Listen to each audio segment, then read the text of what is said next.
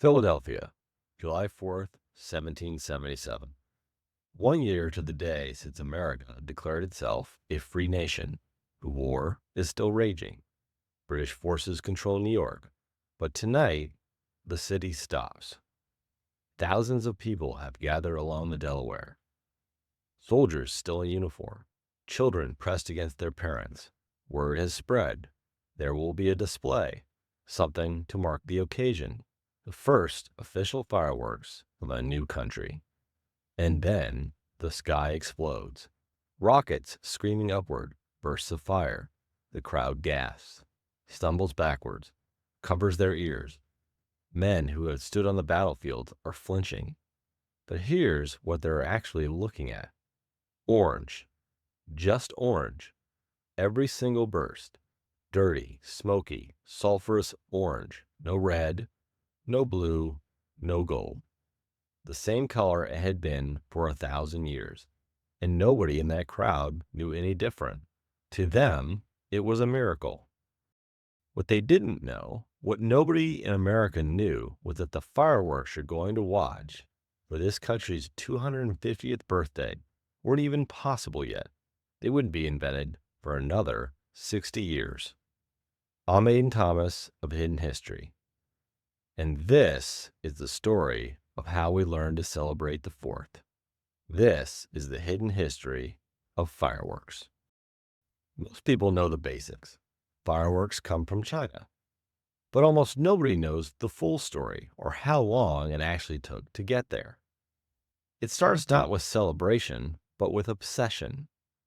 For centuries, going back as far as the 2nd century BC, Chinese alchemists had one consuming goal: find the elixir of life.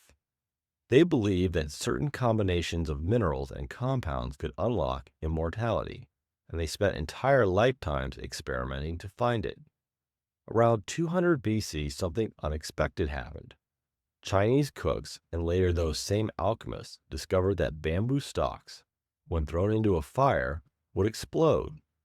The hollow chambers inside the bamboo trapped air and moisture. When they got hot enough, bang!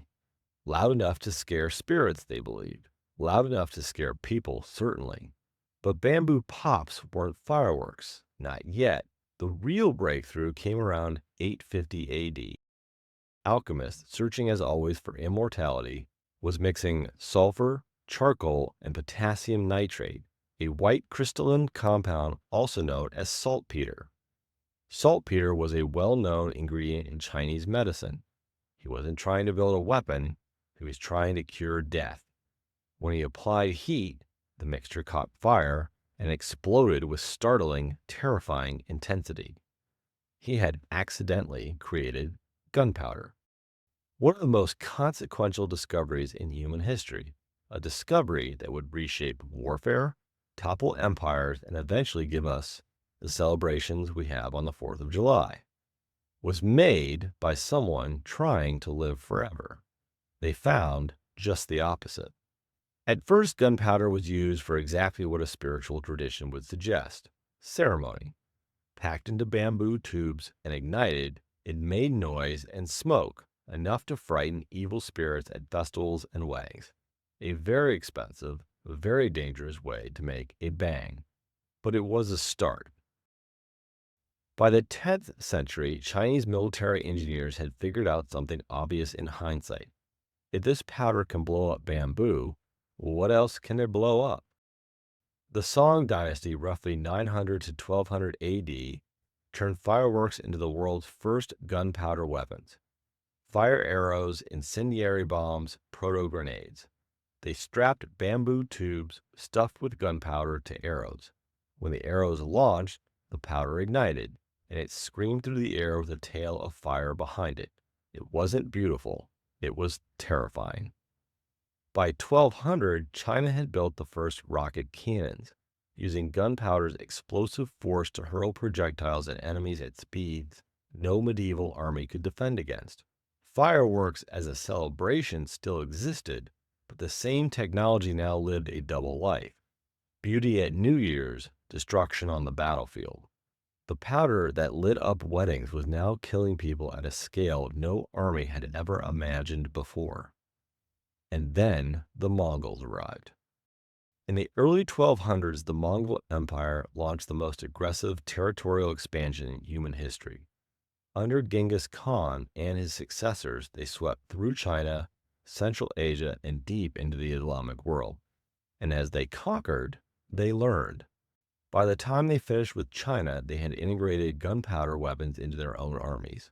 Rockets, firebombs, the infamous thunderclap bomb, a device used during the siege of Kaifeng in 1232 that sent shards of iron flying in every direction.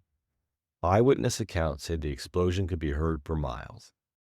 In 1258, Mongol forces under Hulong Khan destroyed Baghdad, sacking the great library that had been the intellectual heart of the Islamic Golden Age. Hundreds of thousands of books, centuries of scholarship. The Tigris River, it was said, ran black with ink. However, the scholars of the Islamic world didn't disappear. They scattered, and with them they carried knowledge, including gunpowder formulas that had traveled westward through Mongol trade networks. Arab alchemists didn't just receive this technology, they refined it. They improved the purity of the ingredients. They developed their own formulas. By 1248 AD, decades before Europe had any idea what a cannon even was, Arab forces defending the city of Seville used gunpowder artillery in battle.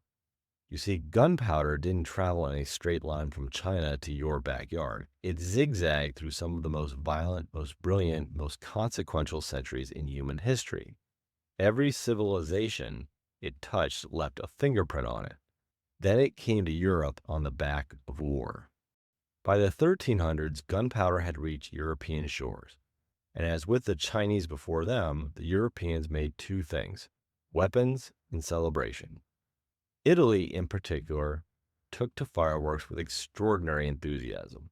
By the 15th century, Italian cities, Florence, Siena, Venice, were staging elaborate fireworks displays for feast days, royal visits, and military victories. These weren't sparklers. They were theatrical productions, spinning wheels of fire called girandals, rockets trailing sparks, papier-mâché figures packed with powder and launched into the sky. The people who ran these shows were called fire masters. Their assistants, the ones who actually set the charges and stood closest to the danger, were called green men, named for the leaves they wore as makeshift protection against sparks. Before every show, the green men would entertain the crowd with jokes and acrobatics while the charges were still being prepared, which is both impressive and slightly strange when you consider that being a green man was one of the most dangerous jobs in Renaissance Europe. Many were killed or severely burned when their fireworks misfired. But one man did write the book about fireworks. Biringuccio, Italian metallurgist from Siena. Born around 1480, Biringuccio spent his career obsessing over the chemistry of fire, mining, metalwork, pyrotechnics. He documented in meticulous detail the fireworks festivals of Renaissance Italy. The girandoles, the fire wheels, the theatrical explosions that lit up city squares from Venice to Rome. In 1540, his masterwork was published, De la Pyrotechnica, the first comprehensive Western guide to pyrotechnics, the first book in European history to treat fireworks as a science rather than a spectacle. Biringuccio never saw it. He died the year before it was published. His name appears in no fireworks shows. No ceremony marks his contribution. But without De la Pyrotechnia, the European tradition of fireworks and everything that followed might look very different. By the way, if you've made it this far, you're clearly the kind of person who finds this stuff fascinating. Take a moment and hit that subscribe button. Now, back to our story. Back in England, King James II was so obsessed with fireworks that he kept a personal fire master on retainer. And after one particularly spectacular display, not a battle, not a conquest, that fire master was awarded a knighthood, a literal knighthood, for fireworks. When the British settled their American colonies, they brought the tradition with them. And when those colonies declared independence in 1776, the very first thing one of the America's founding fathers predicted before the ink was even dry on the Declaration was fireworks. John Adams wrote to his wife Abigail on July 2nd, 1776, 2 days before the Declaration was signed. This day will be most memorable in the history of America. It ought to be solemnized with pomp and parade, bonfires and illuminations, from one end of this continent to the other, from this time forward forevermore. He was right. On July 4th, 1777, the first anniversary, there were fireworks over every major American city. But those fireworks were orange. Only orange. No red, no blue, no bursting gold. Just smoky, dirty orange explosions in the night sky. The same technology a Chinese monk had stumbled onto 1,000 years earlier. America celebrated its first birthday with a discovery rooted in a Taoist monastery, and it would stay that way for another 60 years. Fast forward to the 1830s, Italy. Italian pyrotechnicians, building on Biringuccio's tradition of treating fireworks as a science, began experimenting with metal salts, and they discovered something that would change the night sky forever. Different metals, when burned, produce different colors. Strontium gives you red, barium gives you green, copper gives you blue, sodium gives you yellow, magnesium gives you white so bright it hurts to look at. These weren't decorative choices. They were chemical reactions, the same phenomenon that makes neon signs glow, that causes stars to burn different colors, that forms the basis of modern spectroscopy. The Italian pyrotechnicians didn't just invent a visual effect. They accidentally stumbled into atomic physics 2 centuries before anyone called it that. And just like that, in workshops across northern Italy, the night sky changed.